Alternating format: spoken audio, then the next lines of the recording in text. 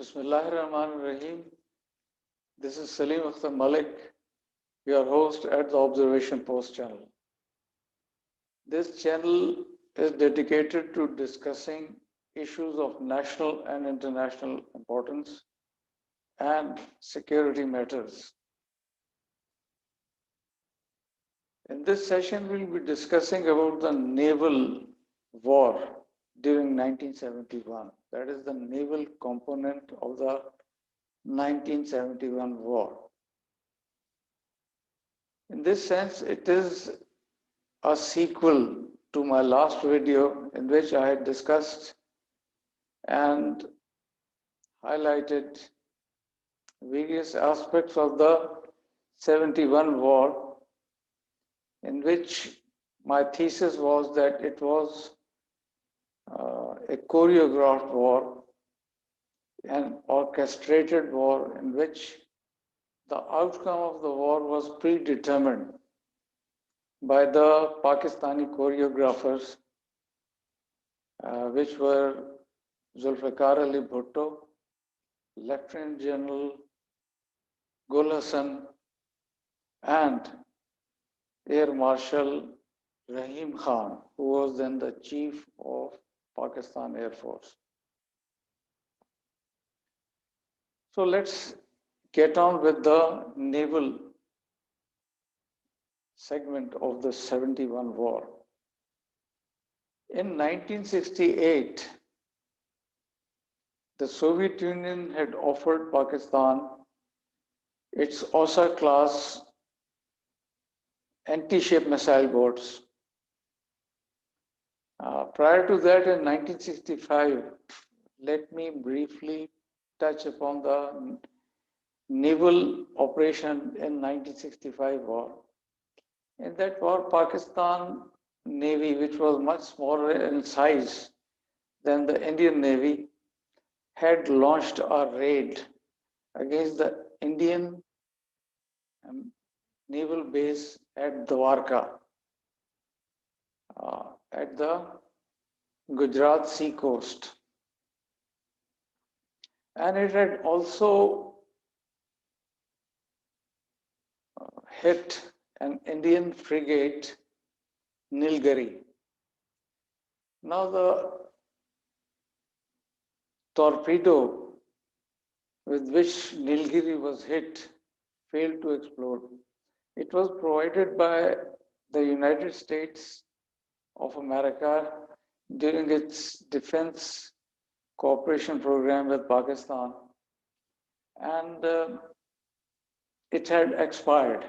The life of that torpedo had expired. Therefore, the torpedo, while it hit the Indian frigate, it failed to explode, as I said. So, Pakistan Navy, despite its smaller size, had kept the much larger Indian Navy at bay, and Indian Navy's sole aircraft carrier, Vikrant, was first hidden at the Mumbai harbor, and thereafter it was withdrawn towards the east, that is towards the Andaman Islands. And the Indians asked their government as to what was the use of that aircraft carrier when it could not take action against a smaller Pakistan Navy, and when all efforts of the Indian Navy were directed towards protecting that naval asset, that is INS Vikrant. We come to the 71 war. As I was saying that in 1968, India had been offered OSA missile boats along with Pakistan. These Soviet missile boats were equipped with anti-ship missiles, but had limited range, that is around 60 miles. So because of their limited range, Pakistan Navy did not uh, show any interest in those missile boats, because it said that with those missile boats, it would be reduced to a coastal defense force. However, Indians, they did buy 3 class missile boats from the Soviet Union and used them during the 71 war to bomb the Karachi port, that is, to launch a missile attack against the Karachi port. Now, how did they do it? Despite the limited range of the OSA missile boats. Well, they towed those missile boats behind the frigates and then carried them all the way up to Karachi port, and almost 60 miles short of the Karachi port. Then they unhooked them, that is a missile boat, from the frigates, and then launched them to launch their weapons, that is the missiles. So as a result of the missile attack by the Indian missile boats, one Pakistan Navy destroyer, PNS Khyber, was hit and was sunk, along with 2 non-combatant ships which were there at the Karachi harbor at that time. Now we know that during such operations, a radio silence is maintained. Radio silence is non-use of radio transmission during an operation for security reasons. So that is called radio silence, and radio silence is broken when the attack is launched. When the attack is launched, the surprise is otherwise lost. So the same happened with the Indian task force, which had come to Karachi to launch a naval attack. They say that strict radio silence was observed, but when in the vicinity of Karachi, when the silence was broken, they switched to Russian language. They transmitted with each other in Russian language.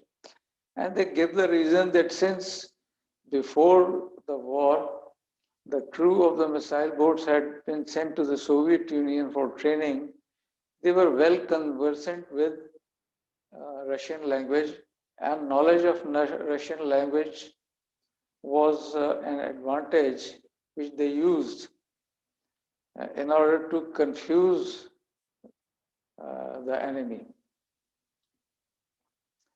Another explanation could be that the task force, by the way, the operation which was launched against Karachi port was called Operation Trident. So, Operation Trident, one can speculate that Operation Trident was conducted by a joint Soviet-Indian task force. Hence, the resort to using Russian language for transmission.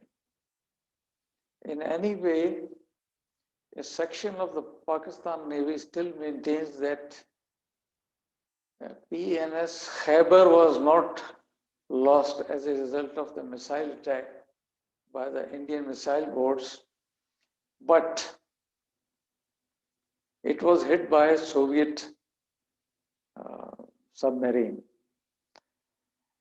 They say it because they had intercepted the signals and the signatures of the submarine, which was of Soviet origin, and it was a Foxtrot class submarine, diesel electric submarine, And this doubt is given credence because of the fact that prior to the attack on Karachi, Indian Navy had no prior experience of operating and employing missile boats.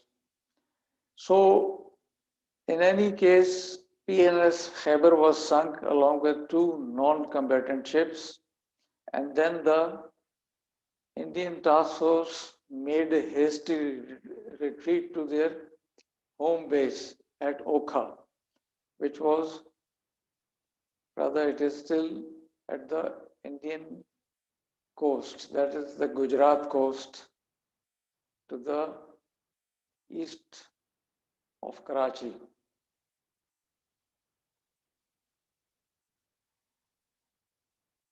Now, Pakistan Navy responded. The Indian task force had attacked Karachi harbor on night 4th, 5th December 1971, whereas Pakistan Navy responded on night 9th, 10th December by sinking Indian frigate Khukri. INS Khukri was sunk by Pakistani submarine Hangur. Now, this was the first incidence of a submarine hitting a surface ship. It was the first incidence after the Second World War, and some say after the Korean War.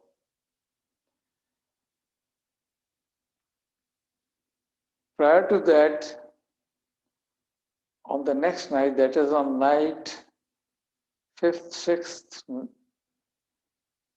December, PAF had launched a retaliatory attack on the Okha naval base of India. However, the Indians had expected the attack. They had anticipated that Pakistan would retaliate and had thus withdrawn their naval assets from Okha port, Okha naval base, and had withdrawn them, taken them to Mumbai.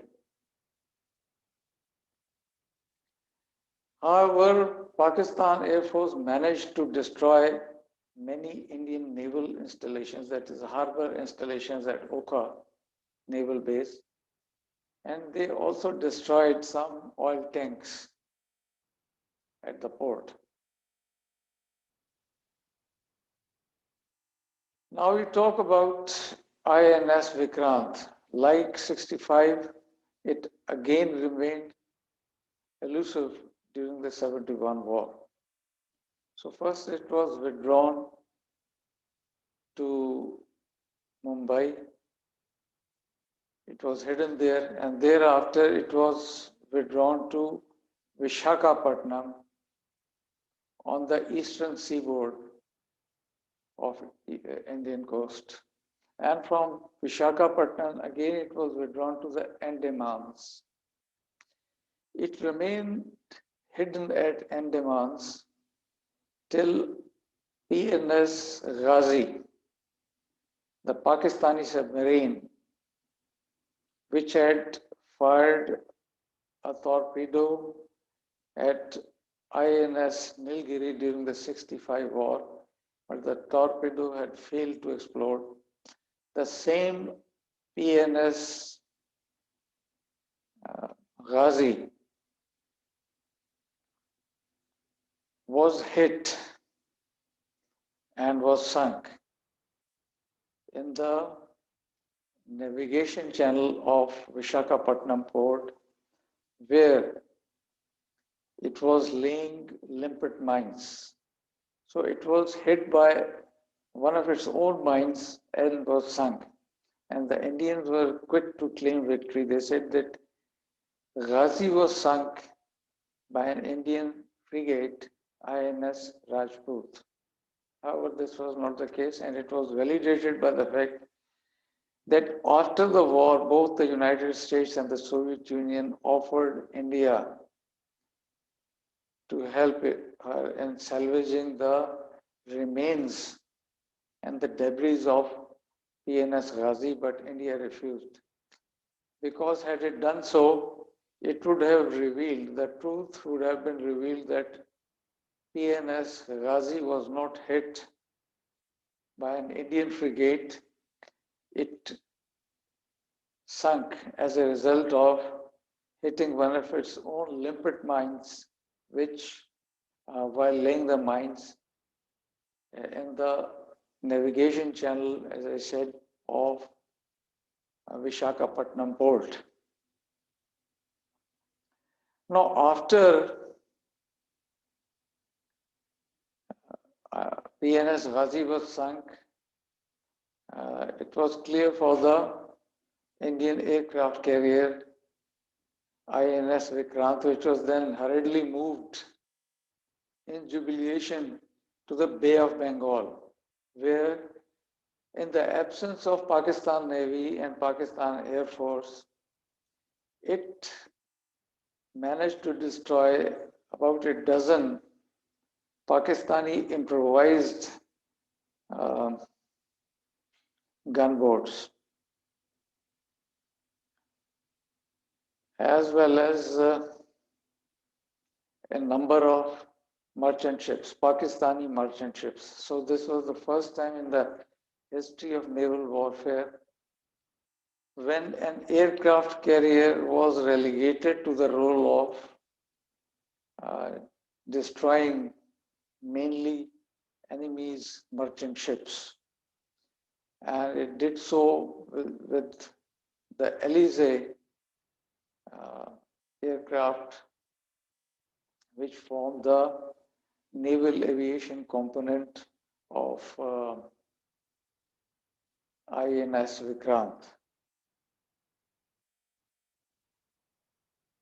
Indians then bragged that had they been given the permission by the Indian government, they would have slapped a naval blockade of Karachi port as well as Gwadar.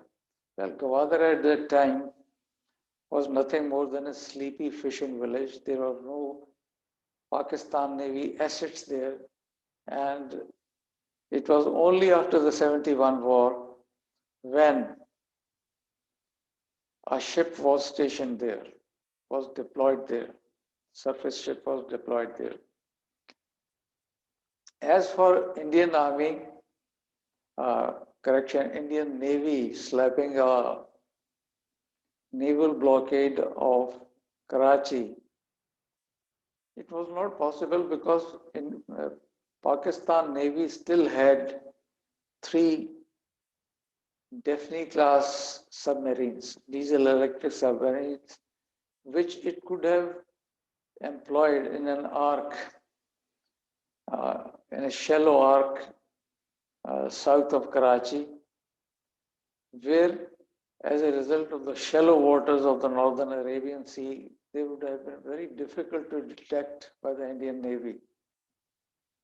And Indian Navy was, in any case, fearful of these submarines because PNS Hangur was the Pakistani submarine which had sunk the Indian frigate INS Khukri. So that was all about the naval war during 1971. I'll see you in the next video. Till then, bye-bye.